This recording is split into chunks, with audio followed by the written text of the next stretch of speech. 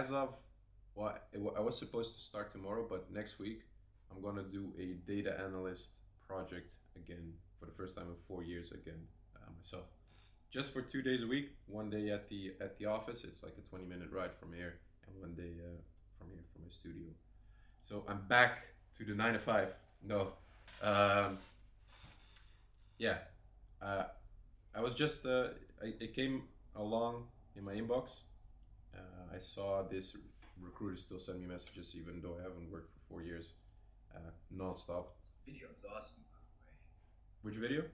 The one you made, the path versus direction one on LinkedIn. Oh, thanks. That's an old one, by the way, but I just reposted it. But anyways, Oh, really? yeah. Anyways, this came in my inbox. I saw it was part time, so they were looking specifically for just 1 or 2 days a week. And when I looked up the location, it said Almere, which is really close by. It's like 20 minutes. And I thought, you know what? Why not? Why not actually take up a project again? Like, how relevant can I stay if I haven't been freelancing myself for a long time? Uh, why not get into the weeds again? Get my hands dirty, actually be in a project, go through the whole interview process. Like, worst case, I just go through the whole interview process to freshen it up myself again, to know what I'm actually talking about when I have these coaching calls. But here's the funny thing. So let me see, since it's filled up, let me see if it's actually here still. But aren't you super busy with the course and Yeah, I am. company and all this? And I am. so I am. is it worth the hustle for the experience? Very good question. I started doubting myself. Like, as soon as I said, you know what, I'm gonna update my resume and send it, I was like, what the fuck? Why am I actually doing this? Like, I already need 5 more days a week to do the stuff I already have on my backlog. But then I realized, like, first of all, one day a week at the office and one day from here. That one day, if I can do like as much work as I can at the office for them and finish most of my stuff, that one day that I work from here is probably just going to be a couple of calls and maybe some stuff. Like, you know how it is. You don't work 40 hours a week nonstop, 100% productivity. So that's one thing. Second of all, as I see it as actually something that will help me with my I'd say with my business, because it will bring me new content, new inspiration, new stuff to talk about. Yeah, I'll update my knowledge, I'll update my experience, so it will only improve the course and my content. So that's the second thing. Third thing, financially, here's the thing. Um, I love the mastermind. I love growing the mastermind. I love working on this product. I love doing content both on LinkedIn and on YouTube. What I fucking hate doing is managing. Not even coaches. Coaches are all awesome. Like, no managing to do. But like the Omega, James, sales, commissions, administration, and in short, um, how do I keep this nice?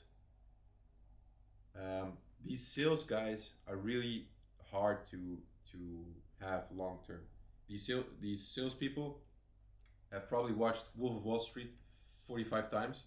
They all expect to become millionaires within a month, and if they don't, then they say goodbye, and I'm going to look for something else. Um, and I just don't want to spend more time. Like, in short, James said he's going to have less and less time to help me out because he has this other offer that he wants to spend more and more time on because it suits him better. Like, it's a fitness coaching program or something, and he's like a fitness guy, so obviously it goes way better for him than this. Um, but then, like, okay, now I have to find someone else again to help me out with sales. I have to train him. I have to onboard him. I have to filter. I have to go through. I have to put the job posting on LinkedIn and go through tens of thousands of applications. No, that part no. But like the hiring and stuff. And then I for the first time in a couple of, let's say, year or two, I felt pressure again. Like, oh man, no sales means zero income, means I still have to pay the bills. I now have a child. Like, I felt a little bit of pressure. And then this opportunity came up literally. I think it was the exact same week where kind of James and I said, like, maybe you should focus on this other offer, and I'll go and look for somebody else. And then this thing came along, and I thought, you know what? Maybe this will also just relieve a little bit of pressure. I don't have like maybe I don't even have to find a new sales guy for the coming months. I could just focus on my mastermind as it is. I have this freelance project. I got my content going on. I can live from that. I can pay my bills, and let's see what happens. So that's another reason. Destiny, basically. Yeah, you could say so. You could say so.